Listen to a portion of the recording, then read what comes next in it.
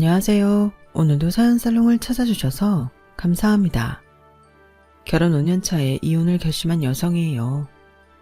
영국의 극작가 버나드 쇼의 묘비에는 이런 글귀가 새겨져 있다고 해요. 우물쭈물하다 내일 할 줄 알았다. 버나드 쇼가 살아생전에 귀중한 시간이 빨리 지나가는 것을 한탄하며 했단 말이라고 하는데요. 오늘따라 그 글귀가 평소와 다르게 느껴지네요. 그건 아마도 저 역시 지난 5년간 결혼 생활을 하면서 버나드 쇼와 같은 생각을 해왔기 때문이 아닐까 생각합니다. 사람은 의외로 자신과 다른 성격을 가진 사람한테 호감을 느낀다고 하잖아요. 제가 남편과 결혼을 하게 된 것도 어찌 보면 그런 이유 때문인 것 같습니다. 친구 소개로 처음 남편을 봤을 땐 솔직히 별로였어요. 사람이 낙천적인 건 좋은데 너무 대책 없이 긍정적인 데다 허황된 꿈에 사로잡혀 있는 게 한심해 보였거든요. 어릴 때부터 홀아버지 밑에서 빚에 쪼들려 살아온 탓에 일찍 세상을 알아버린 저로서는 구김살 없는 남편 성격이 부러워서 더 싫었는지 모르겠네요. 나는 온갖 오물을 다 뒤집어 쓰고 팍팍하게 살았는데 저 사람은 어쩌면 티끌 하나 묻지 않고 산 사람 같을까? 남편을 볼 때마다 가난했던 제 인생이 더 구질구질하게만 느껴지는 것 같았죠. 그래서 더 사납게 쏘아댔고 곁을 주지 않으려 밀어냈어요. 그러던 차에 같은 강의를 듣게 되면서 전보다 더 자주 보게 된 거예요. 전공 필수 과목이어서 다양한 과 학생들이 모여있는 수업이었죠. 같은 과 동기들과 떨어져 혼자 수업을 듣게 된 저와는 달리 남편은 과 동기들과 함께 수업을 듣고 있었어요. 친구들과 함께 우르르 몰려다니던 남편은 저를 볼 때마다 반갑게 인사를 해주었어요. 남편은 제 절친의 남자친구와 같은 과 동기라서 몇 번 술자리를 함께 한 적이 있었는데 그 인연을 핑계로 너무도 친근하게 저를 대하더라고요. 지선씨, 다음 강의 없죠? 우리 학식 먹으러 갈 건데 같이 가요. 아니요, 전 밥 생각 없어요. 에이, 누가 밥을 생각으로 먹어요. 배고파서 먹고 밥 때가 됐으니까 먹죠. 그러지 말고 이리 와요. 남편은 싫다는 사람을 굳이 끌고 가서는 기어이 제 입에 돈가스를 집어넣더군요. 그리고는 그날 이후 너무도 당연하게 강의가 끝나면 제자리로 와서는 밥 먹으러 가자며 끌고 가는 거예요. 남편의 제멋대로인 행동에 화를 낼 수도 있었지만 그러지 못한 건 그놈의 조별 과제 때문이었어요. 왜 교수님들은 그렇게 조별 과제를 좋아하는 걸까요? 서로 성향도 다르고 활동 시간대도 다른 애들을 굳이 모아놓고 공동 과제를 해내라는 건 정말이지 비효율적이고 비생산적인데 말이에요. 늘 혼자 다니던 저는 남편의 호의 탓에 남편과 같은 조에 편성이 되었고 그 바람에 학기 내내 강의 시간을 제외하고도 수시로 문자와 전화 연락을 하게 되었어요. 점심시간엔 밥도 같이 먹게 되었고요. 진짜 조별과제만 아니면 말 한마디 안 섞어도 되는 인간이랑 내내 붙어 다니려니 미치겠더라고요. 그런데도 이런 제 마음을 아는지 모르는지 남편은 우리가 대단한 사이라도 되는 것 마냥 저를 늘 끼고 다니려 했어요. 굳이 자기네 과 동기들한테까지 일일이 저를 소개시키면서 말이죠. 그럴 때마다 속으로 화를 꾹꾹 눌러가며 참았던 저는 조별과제 발표를 앞두고 뻥 터져버렸어요. 싫은 자리에 끌고 다니는 건 참을 수 있지만 성적과 관계된 과제를 미루는 건 참을 수 없었거든요. 더군다나 저는 집안 사정 때문에 장학금을 꼭 받아야 하는 처지라서 더 그랬어요. 남편과 친구들은 성적을 잘 받아도 그만, 못 받아도 그만이라는 식으로 과제를 설렁설렁 했는데 결국 그들의 태만으로 열심히 준비한 제 점수까지 깎아먹히게 될 판이었어요. 야, 니들은 대학을 술 처먹으러 다니냐? 시간이 남아 돌아서 부모 돈 써제끼라고 다니냐고. 니들이 인생을 어떻게 살든 난 상관없어. 하지만 남의 인생에 피해는 주지 말아야 할 거 아니야. 내일이 우리 조 발표인데 아직도 자료 조사가 안 됐다는 게 말이 돼? 내가 각자 분담표 나눠준 지가 언젠데 아직도 이 지랄들이냐고. 니들 때문에 조별과제 망치면 니네가 내 학점 책임질 거야? 난 니들처럼 돈 많은 부모도 없고 장학금 없으면 대학도 못 다니는데 니들이 책임질 거냐고. 그동안 쌓인 게 많았던 저는 가감없이 제 감정을 표출했고 평소와 다른 제 모습에 남편과 그 친구들은 놀라서 입만 쩍 벌리고 있었어요. 솔직히 애들한테 기대하는 바가 없어서 과제의 70%가량은 저 혼자 맡아서 했는데 그나마도 제대로 안 하니 성질이 날 수밖에 없었어요. 제가 씩씩거리며 주먹을 부들부들 떨고 있자 그제야 남편이 상황을 수습하려 애쓰더군요. 그래, 우리가 좀 심하긴 했어.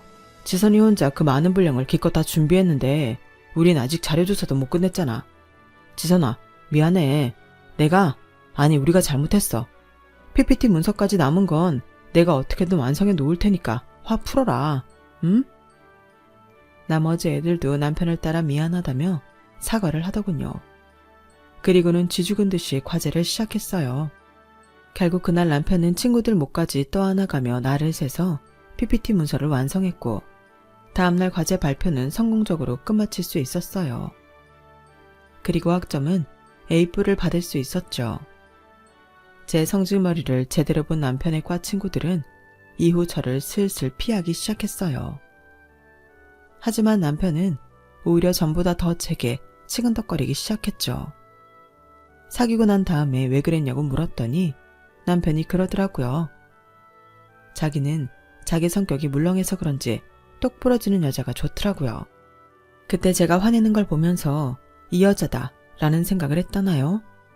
반하는 포인트가 어찌나 어이가 없든지 남편답다 생각했어요.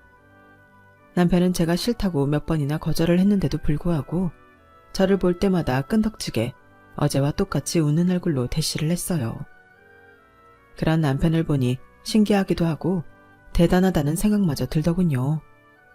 하지만 거기까지였어요. 이 사람이 생각보다 괜찮은 사람이라는 데는 이의가 없지만 그렇다고 사귀고 싶은 마음까지는 없었거든요.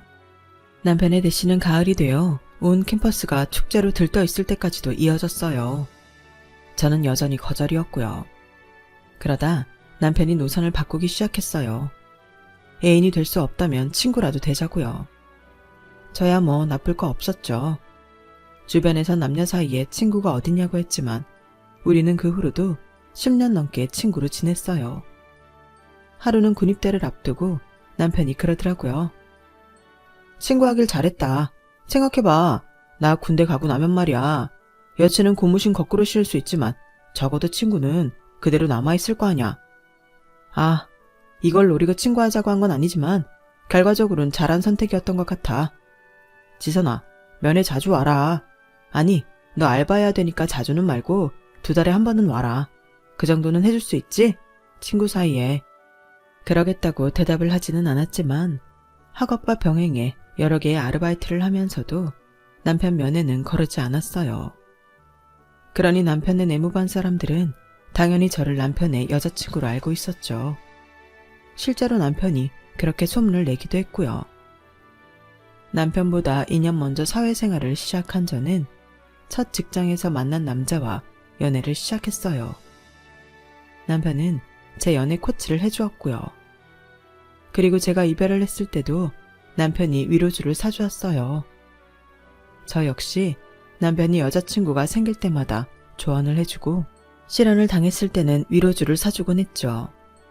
그렇게 10년을 우리는 절친으로 지냈고 30살이 되던 해 사귀게 되었어요. 우리는 지난 10년 동안 서로에게 밑장 닦은 사이였기에 한편으로는 편하기도 했고 그러면서도 때때로 서로의 연애사가 장애물이 되기도 했어요. 야, 넌 전에 사귀던 여자들한테는 그렇게 매너 좋게 굴더니 나한테는 왜 이러냐? 넌 내가 만만해? 그건 내가 할 소리다. 너야말로 전에 사귀던 놈들한테는 그렇게 고분고분하고 여성스럽게 굴더니 나한테는 왜 이러냐? 네 눈엔 내가 남자로도 안 보이냐? 툭하면 이런 사소한 일로 싸우긴 했지만 화해도 빨랐어요. 남편이 먼저 고개를 숙이고 들어왔거든요. 그러면 저는 못 이기는 척 받아주곤 했고요. 그렇게 티격태격하면서 2년을 사귀었고 결혼까지 하게 되었어요. 사실 결혼을 결심하기까지 쉽지는 않았어요. 그건 혼자 남을 아빠 때문이었죠. 저희 아빠는 30대 초반부터 저를 혼자 키우셨어요. 아빠가 하시던 사업이 망하자 엄마가 이혼을 요구하셨고 남은 거라곤 빚밖에 없는 아빠한테 저를 떠넘기고 가버리셨거든요. 당시 초등학교 3학년이던 저는 하루아침에 변해버린 환경에 적응해야만 했어요. 그렇지 않으면 안 그래도 힘든 아빠가 더 힘들어하실 것 같았거든요. 그리고 또 하나, 혹시라도 아빠가 저를 버리지 않을까 하는 노파심 때문이었죠. 집세가 밀릴 때마다 집주인 아주머니가 저희 아빠한테 그러셨거든요. 애 키울 주제도 안 되면서 붙잡고 있는 것도 미련한 짓이야. 김씨, 내가 집세 받자고 이런 모진 소리 하는 거 아니야. 김씨도 김씨지만 애 인생도 생각해야지. 어린 게 무슨 죄가 있어. 한창 잘 먹어야 할 나이에 허구한 날 혼자 라면이나 끓여 먹고 있고. 애가 또래 애들보다 키도 작고 체격도 작은 거 봐. 그게 다 제대로 못 먹어서 그런 거라고. 애 맡길 데 없으면 시설에라도 보내. 보냈다가 김씨 형편 좀 나아지면 그때 데려오면 되잖아. 그럴 때마다 저는 문 밖에서 들리는 소리에 가슴을 조이곤 했어요. 아빠가 지선아, 아빠랑 같이 놀이공원에라도 갈까? 하고 물으면 혹시나 나를 버리려고 그러나 싶어서 고개를 절레절레 흔들며 싫다고 울면서 소리쳤어요. 그러면 아빠는 저를 꼭 안으시곤 말없이 등을 쓸어주셨죠. 제가 중학교를 졸업할 때까지도 저희 집에는 빚쟁이들이 자주 찾아왔었어요. 아빠는 일 나가고 안 계신 집에 찾아온 험상궂은 남자들은 신발도 벗지 않고 저희 안방까지 들어오곤 했죠. 그렇게 몇 번 공포스러운 순간을 겪은 뒤로 저는 그 사람들과 마주치지 않으려고 도서관에서 늦게까지 공부를 했어요. 덕분에 성적은 많이 올랐지만 초인종 소리만 들려도 심장이 쿵 내려앉을 만큼 그 일들은 제게 큰 트라우마를 안겼죠. 열심히 벌어서 빚을 갚았던 아빠는 제가 고1이 되던 해 드디어 오랜 빚을 다 청산했어요. 빚에서 해방된 그날 아빠가 소고기를 사오셨더라고요. 남의 돈 빌려 쓰는 사람은 고기도 숨어서 먹으랬다고 그동안 빚 갚느라 편편히 소고기 한 번 못 먹었던 게 생각나서 사왔어. 이제 우리도 남 눈치 안 보고 고기도 먹고 살 수 있게 됐다. 아빠가 빚을 다 갚았거든. 빚을 다 갚았다고 말하며 환하게 웃는 아빠를 보니 눈물이 핑 돌았어요. 엄마랑 이혼한 이후로 아빠가 그렇게 환하게 웃는 모습은 처음이었거든요. 늘 피곤에 쩔어서 잠이 들고 눈을 뜨면 지옥 같은 하루를 버텨야 한다는 생각에 어깨가 축 처져 있던 아빠만 보고 살았으니까요. 아빠, 난 고기 안 먹고 살아도 괜찮아. 난 좋은 옷도 필요 없고 좋은 신발도 필요 없어. 나한텐 아빠만 있으면 돼. 아빠는 그 힘든 순간에도 나를 버리지 않았잖아. 전에 살던 집주인 아주머니가 나 시설에 보내라고 그렇게 강요하는데도 아빠는 나 안 버렸잖아. 그래서 늘 고맙고 미안했어. 그러니까 앞으로도 나한테 뭘 더 해줘야겠다는 생각은 하지 마. 나는 이미 아빠한테 충분히 받고 살았으니까. 우리 아빠 그동안 고생 많으셨어요. 빚 탈출 축하해. 그 말에 아빠는 입술을 꽉 깨물고는 눈물을 참으셨지만 제가 고기를 굽는 사이 아빠 밥그릇으로 떨어지는 눈물까지는 감추지 못하셨어요. 눈물 젖은 빵이 아닌 눈물 젖은 소고기를 먹었던 우리 부녀는 그 모진 시간을 함께 버티고 살아왔어요. 그런데 이제 와서 제가 아빠를 떠나려고 하니까 차마 발길이 떨어지지 않는 거예요. 지선아, 아빠는 말이야. 우리 지선이가 나이 먹도록 아빠랑 같이 사는 것보다 네 인생 찾아서 떠나는 걸 보는 게 더 행복할 것 같아. 널 끼고 살면 너를 볼 때마다 내 자신이 너무 못나 보일 것 같거든. 넌 아빠가 평생 자식 발목 잡았다는 죄책감을 떠안고 살길 바라니? 아니지? 시집간다고 아빠랑 남이 되는 게 아니잖아. 여전히 나는 네 아빠고 넌 내 딸이야. 변하는 건 없어. 그러니까 아빠 걱정 말고 결혼해. 이 아빠를 위해서라도 행복하게 사는 모습 보여줘. 그게 자식으로서 네가 할 수 있는 최고의 효도야. 아빠는 당신 때문에 결혼을 망설이는 저를 달래주셨어요. 어릴 때부터 뭔가를 시작하기 전에 망설이느라 시간을 허비했던 저는 아빠의 응원을 받으며 결혼을 결심할 수 있었어요. 결혼 후 시부모님을 겪어보니 남편이 누구를 닮았는지 단번에 알겠더라고요. 시아버지도 그렇고 시어머니도 그렇고 다들 밝고 긍정적인 분들이었어요. 시댁 식구들은 늘 걱정을 달고 사는 저와는 완전히 다른 사람들이었죠. 그런데 긍정적인 면이 너무 지나쳐서 때로는 저를 힘들게도 했어요. 이를테면 이런 일들이었죠. 새아가, 내가 지금 어디 좀 나왔는데 여기서 홍삼 진액을 싸게 팔지 뭐니? 이게 못해도 한 병에 10만 원은 한 건데 5병 사면 30만 원에 준다는 거야. 그래서 말인데 너 현금 좀 있니? 있으면 내가 불러주는 계좌로 돈 좀 붙여라. 어머님, 근데 그거 믿을만 한 거예요? 가격이 너무 싼 게 좀 이상해서요. 그리고 카드 결제를 하셔야 물건이 잘못됐을 때도 환불도 편한데 왜 현금 결제를 하세요? 현금으로 해야 싸게 준다잖니. 그리고 물건이 잘못될 게 뭐 있어? 다 아는 사람끼리 믿고 거래하는 건데. 예, 내가 문자로 계좌번호 넣어줄 테니까 바로 붙여라. 그렇게 산 홍삼 진액은 얼마 뒤 가짜로 판명됐어요. 홍삼 감미료가 들어있는 설탕물이었던 거죠. 물건을 판 사람은 일세로 매장을 빌려 며칠 장사를 하곤 바람처럼 사라져버렸죠. 카드 결제를 했다면 지급 정지를 신청할 수도 있는 일이었지만 현금으로 하는 바람에 그마저도 할 수 없게 되었죠. 그런데도 어머님은 설탕물이 몸에 나쁜 건 아니니까 됐다시며 홍삼액이다 생각하고 드시겠다고 하더군요. 그런 어머님한테 제 돈 30만 원을 갚아달라고 말할 수가 없어서 그냥 포기했어요. 그런데 이런 일이 한두 번이 아니라는 게 문제였죠. 매번 사기를 당하시고도 살다 보면 그럴 수 있다고 훌훌 터시는데 그럴 때마다 저는 돈도 깨지고 문제 해결을 위해 신경까지 쓰게 되어서 이만저만 피곤한 게 아니었어요. 게다가 아버님은 어찌나 인생 한 방을 기대하시는지 툭하면 사고를 쳐서 큰 돈을 까먹게 일쑤였어요. 이번 일만 잘 되면 이라는 말로 저희 부부한테 빌려가신 돈도 1,000만 원가량 됐지만 아버님의 인생 한 방은 여전히 터지지 않았어요. 그런데 가만 보니 제 남편이 아버님의 이런 성향을 닮았더라고요. 한동안 코인 열풍이 불었을 때 남편이 저 몰래 코인에 손을 댔다가 수백만 원을 날린 적이 있었거든요. 미쳤어? 나랑 상의도 없이 그 큰 돈을 함부로 쓰면 어떡해? 미안해. 다들 코인으로 돈 좀 벌었다고 하니까 나도 가만히 있을 수가 있어야지. 아, 그게 그렇게 한 방에 훅 갈 줄 누가 알았겠어. 잘만 됐으면 이참에 회사도 때려치우고 인생 역전하는 건데. 한두 푼도 아니고 700이야. 그거 모으려면 얼마나 걸리는 줄이나 알아? 에이, 우리 아직 젊잖아. 실패도 젊을 때 해봐야지. 그래야 나이 들어서 그런 실수를 안 할 거 아냐.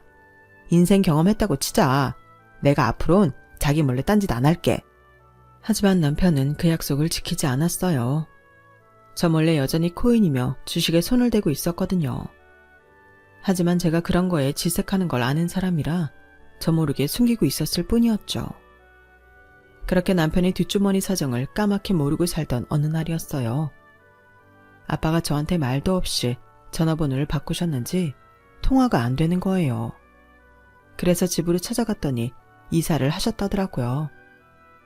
왜 이제야 와? 아버지 이사 간 지 2주나 지났는데 그동안 아버지랑 연락도 안 해봤어. 이달은 회사 일이 바빠서 연락을 자주 못 드렸는데 며칠 전에 전화를 해보니까 없는 번호라고 나오더라고요. 아줌마, 혹시 저희 아빠 어디로 이사하셨는지 아세요? 나야 모르지. 이사 가던 날 사이가 와서 같이 이삿짐 날랐으니까 남편한테 물어보지 그래.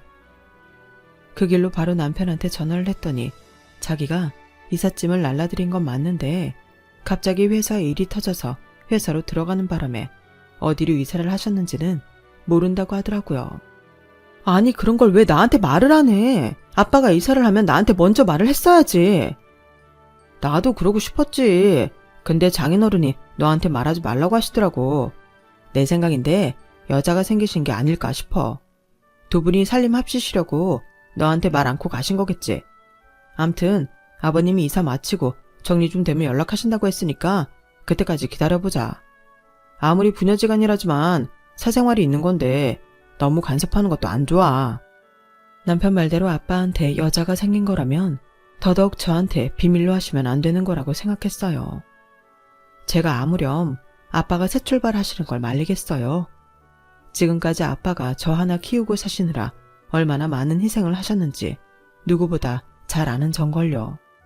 그래서 더 서운하고 속상했어요. 그 일이 있고 얼마 뒤 남편 말대로 아빠한테 전화가 왔어요. 그런데 번호를 보니까 공중전화더라고요. 아빠, 어디야? 왜 말도 없이 갑자기 이사를 간 거야?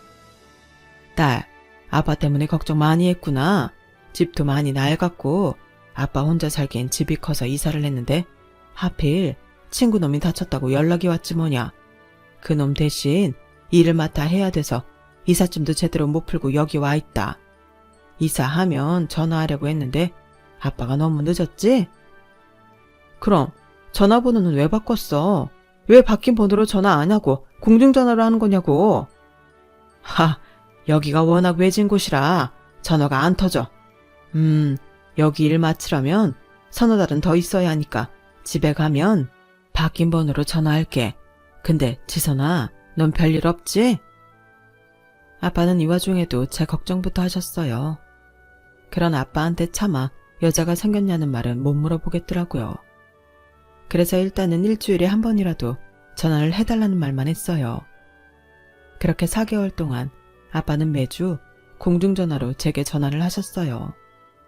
그때마다 아빠는 회사에서는 별일 없냐는 말을 잊지 않으셨죠.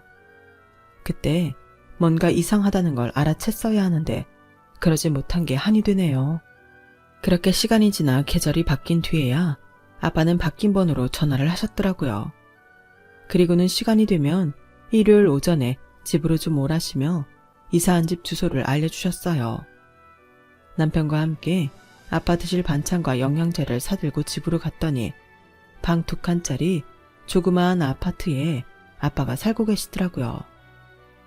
아빠 혼자 사시기에 부족함이 없는 집이긴 했지만 서울 시내에 위치도 좋고 지은 지도 얼마 안 된 집 같아서 좀 의외였어요. 아무리 평수가 작아도 가격이 꽤 나갈 것 같았으니까요.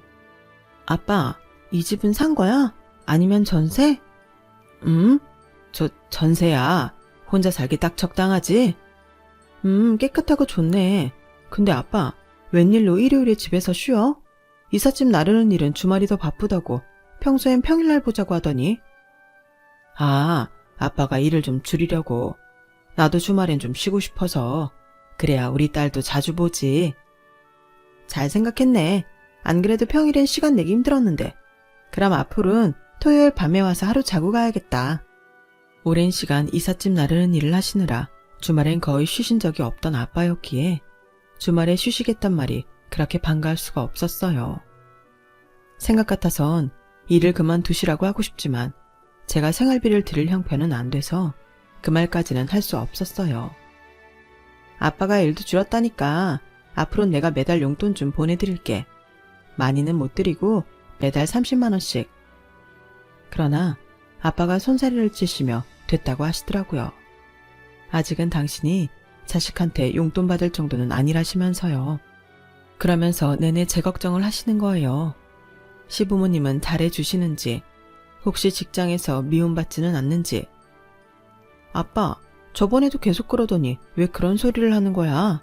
내가 회사에서 미움받을 일이 어딨어? 그러자 남편이 끼어들어 말을 돌렸어요. 여보, 나 배고프다. 장인어른도 배고프시죠? 우리 짜장면이라도 시켜 먹을까? 아직 중국집 문 안 열라나?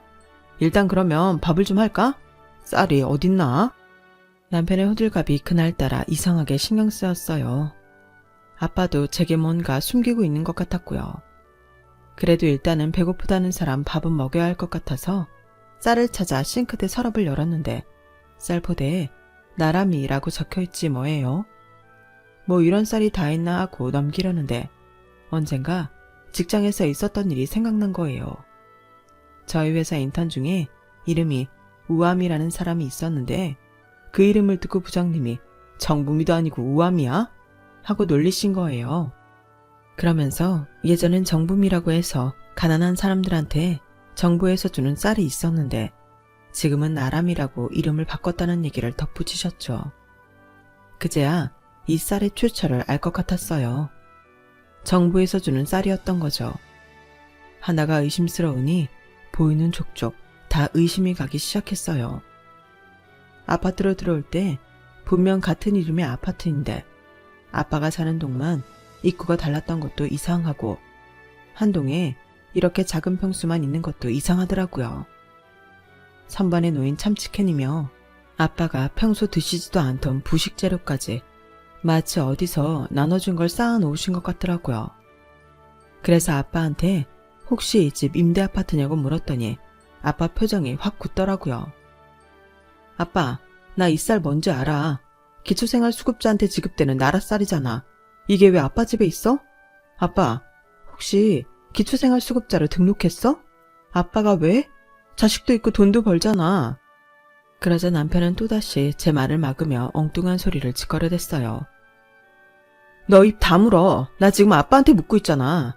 아빠, 말해봐. 도대체 어떻게 된 거냐고. 지선아, 내가 설명할게. 내가 다 말해줄 테니까 일단 집으로 가자. 가면서 말해준다고. 남편은 마치 필사적으로 저랑 아빠 사이를 떨어뜨려 놓으려는 사람처럼 제 팔을 잡고 현관 쪽으로 끌고 갔어요. 그 행동이 너무 의심스러워서 그냥 넘어갈 수가 없겠더라고요. 이거 놔. 너 나한테 뭐 숨기는 거 있지? 처음부터 네가 제일 수상했어. 우리 아빠가 이사한다고 네가 평일에 회사에 월차까지 내고 간다는 거 누가 봐도 이상하잖아. 우리 아빠 이삿짐 센터에서 일한 지 20년도 더 된 사람이야. 짐을 날라도 아빠랑 아저씨들이 알아서 할 텐데 회사원인 네가 돕기 뭘 돕는다고 거길 가? 나한테 말 한마디 없이. 그리고 오늘도 봐. 아빠가 나한테 뭔가 말을 하려고만 하면 네가 자꾸 말 끊잖아. 뭐야, 뭔데 나한테 숨기는 거냐고. 그제야 아빠는 힘겹게 말을 꺼냈어요. 김서방은 잘못 없다. 그저 너 체면 살려주려고 그런 것뿐이야. 지선아, 아빠 다 알아. 그리고 이해해. 내가 널 그렇게 만든 거야. 네가 회사 돈에 손댔다는 얘기 들었을 때 아빠가 무슨 생각을 했는지 아니? 못난 아빠 때문에 어릴 때 돈에 쪼들려 살아서 그렇게 된 게 아닐까 생각했어. 아빠가 미안하다. 이건 또 무슨 소린가 싶더군요. 내가 회사 돈에 손을 댔다고? 무슨 말도 안 되는 소리를 하는 거야. 내가 왜 그런 짓을 해? 도대체 어디서 그런 말도 안 되는 소리를 들은 거야? 그러자 아빠는 제 남편을 쳐다봤어요. 김서방, 이게 어떻게 된 일인가? 자네가 그랬잖아. 지선이가 회사 돈에 손을 대서 회사에서 잘리고 소송까지 당할 판이라고. 그래서 내가 퇴직금에 전세 보증금까지 빼서 줬지 않나? 장인어른, 실은 그게 제가 그러려고 한 건 아닌데요. 저도 지선이 행복하게 해주려고. 그래서 좋은 정보가 있다길래 친구 말 듣고 주식을 좀 샀던 건데 그게 작전주였더라고요. 저도 몰랐어요. 그렇게 갑자기 그게 상장 폐지될 줄 누가 알았겠냐고요. 저도 피해자예요. 남편은 주저리 떠들어댔어요. 요지는 이거였죠. 허황된 꿈에 부풀어 친구가 알려준 정보대로 시부모님 집을 담보로 대출까지 받아 주식에 투자를 했고 그렇게 산 주식은 상장 폐지가 되며 휴지 조각이 된 거예요. 당장 대출금을 상환하지 않으면 시부모님 집을 난리판이었던 남편은 저희 아빠한테 제가 회사 돈에 손을 댔다고 거짓말을 한 거죠. 소송까지 걸려 실형을 살 것 같다는 말에 아빠는 직장에 사표를 내고 퇴직금에 전세 보증금까지 빼서 제 남편한테 돈을 보내셨어요. 하지만 그 바람에 아빠는 지낼 곳이 없어졌고 남편은 해결책이랍시고 아빠를 기초생활수급자로 만들어버린 거예요. 기초생활수급자가 되면 임대주택을 받을 수 있다는 걸 이용한 거죠. 하지만 그러기 위해선 여러 가지 조건이 필요했어요. 일단 수입은 물론 통장에 돈이 없어야 하고 자신을 돌봐줄 가족들과 왕래나 연락이 없다는 게 확인되어야 했죠. 서울을 떠나 친구분 댁에서 지냈던 4개월간의 기초생활수급자 심사가 시작됐고 다행히 심사에 통과해서 임대주택을 받게 되었던 거죠. 아빠는 수입이 잡히지 않도록 일당제로 이삿짐 나르는 일을 하시면서 얼마 안 되는 정부 보조금까지 매달 남편한테 보내셨더라고요. 그 돈은 남편이 또다시 주식을 하는데 고스란히 들어갔고요. 더 웃긴 건 뭔지 아세요? 아빠 앞으로 나온 나람이까지 지네 엄마한테 가져다 줬다는 거예요. 이런 개새끼야. 이러고도 네가 인간이야? 네가 뭐라고 우리 아빠를 이 지경을 만들어? 그럼 어떡해. 다 늙은 부모님 집 날리고 길바닥에 나 앉게. 그럴 수는 없잖아. 왜 안 되는데? 자식 그렇게 잘못 키웠으면 니네 부모가 책임질 수도 있는 거지. 왜 안 되냐고. 그럼 우리 아빠는 무슨 죄야? 왜 니놈이 싸지른 똥을 우리 아빠가 치우게 하냐고. 당장 되돌려 놔. 우리 아빠 인생 되돌려 놓으라고. 알았어. 내가 이번에 산 주식 한 방 터지면 다 갚아줄게. 이번엔 진짜 확실한 정보 듣고 산 거니까 제대로 한 방 터질 거야. 이런 상황에도 정신 못 차리고 주식 타령을 하는 남편을 보니 이 인간이 내가 아는 그 남자가 맞나 싶더라고요. 그때였어요. 현관문 말발굽이 펼쳐져서 덜 닫혀있던 현관문을 열고 시어머니가 들어오신 거예요. 가래떡을 담은 쟁반을 든 채 말이죠. 사돈, 왜 문도 안 닫고 계세요? 이거 저번에 주신 쌀로 뽑은 가래떡인데 맛 좀 보시라고. 어머, 애들이 와 있었네? 하지만 그 말이 떨어지기도 무섭게 저희 아빠가 제 남편의 뺨을 치셨어요. 그러자 시어머니가 떡쟁반을 바닥에 팽개치고 달려들어왔죠. 지금 뭐 하는 짓이에요? 왜 내 아들을 때립니까? 당신이 뭔데 내 아들한테 손찌검을 하냐고요? 때릴만 하니까 때린 겁니다. 이놈이 무슨 짓을 벌였는지 사돈도 알게 되면 저 못 말릴 겁니다. 너 잘 들어라. 니놈이 주식을 하든 도박을 하든 난 상관없다. 하지만 내 딸을 범죄자로 둔갑시키고 그것도 모자라서 우리 부녀 사이를 떼어내려고 했던 건 절대로 용서 못한다. 내 인생이야 어찌되든 상관없지만 내 딸 인생은 건들면 안 되는 거였어. 두말할 거 없다. 니들 당장 갈라서 썩어 빠진 정신상태로 한탕주의에 빠져 사는 놈한테 내 딸을 맡길 수는 없어. 이달 말까지 그동안 나 속에서 받아간 돈 다 가져오지 않으면 그땐 법정에서 보게 될 줄 알아라. 장인어른, 제 말 좀 들어보세요. 이번 주식만 대박 나면 제가 다 해결해 드린다고요. 지금 팔면 손해가 얼마인지 알기나 하세요. 그러니까 조금만 기다려주세요. 다 잘 될 거예요. 끝까지 정신 못 차리고 허우적거리는 남편 놈을 보자 도저히 참을 수가 없었어요. 저런 건 실컷 패서 정신이 번쩍 들게 해야겠다는 생각뿐이었죠. 그런데 그때 바닥에 나둥그러져 있는 가래떡이 눈에 들어온 거예요. 저는 얼른 겉이 꾸덕하게 마른 가래떡 몇 가닥을 집어들곤 그대로 남편 놈을 두들겨 팼어요. 이 미친놈아, 아직도 정신을 못 차리냐? 주식? 대박? 니까 놈이 주식으로 대박 나면 주식하는 사람들 전부 떼부자 됐을 거다. 이래서 벌 생각은 않고 어떻게 요행만 바래? 너 같은 건 바닥에 나 앉아봐야 정신을 차리지. 당장 우리 아빠 돈 돌려주지 않으면 내가 직접 너 경찰에 신고할 거야. 교도소 안에서 평생 나라에서 주는 밥 먹으면서 살게 해줄 테니까 알아서 하라고. 결국 우리 부부는 이혼을 했어요. 그리고 얼마 뒤 아빠가 그동안 제 남편한테 속아서 보냈던 돈을 모두 돌려받게 되었죠. 시부모님 집을 팔아서 갚았다고 하더군요. 아빠는 해당 기관을 찾아가 자신이 부정기초생활수급자임을 자수했어요. 당연히 임대주택에서는 퇴거조치 당했고 지원금 회수는 물론 벌금까지 내게 되었지만 아빠는 이제야 마음이 편하다고 하시더군요. 남편 역시 저희 아빠를 속여 거짓으로 서류를 꾸미고 지원금을 편지에 쓴 죄로 벌금형을 받았어요. 그리고 이혼을 하는 과정에서 형사고발을 하지 않는 조건으로 우리가 살던 전셋집을 제게 넘겼죠. 현재 저는 그 집을 빼고 이사를 해서 아빠와 함께 살고 있어요. 돌이켜 생각해보니 어쩌면 저는 결혼을 하기 이전부터 남편에 대한 불안감이 있었던 것 같더라고요. 늘 허황된 꿈을 쫓아 위태롭게 살아가는 모습을 진작부터 알아챘지만 그럼에도 칼같이 끊어내지 못하고 우물쭈물거리다가 이 지경까지 온 게 아닌가 생각해요. 아니다 싶으면 돌아서야 하는 건데 그러지 못한 제 잘못이죠.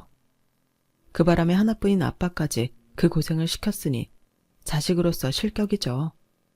그래서 앞으로는 조금 더 단단한 사람이 돼서 제대로 자식 노릇하면서 살아볼까 합니다. 비록 결혼은 망했지만 제 인생은 아직 진행 중이니까요. 지금까지 제 사연을 들어주셔서 감사합니다. 열심히 사시는 여러분들 복 받으시고 건강하세요. 여러분, 사연 댓글에 응원과 현명한 조언 부탁드려요. 좋아요와 구독은 저에게 큰 힘이 됩니다. 오늘도 좋은 일 가득하세요.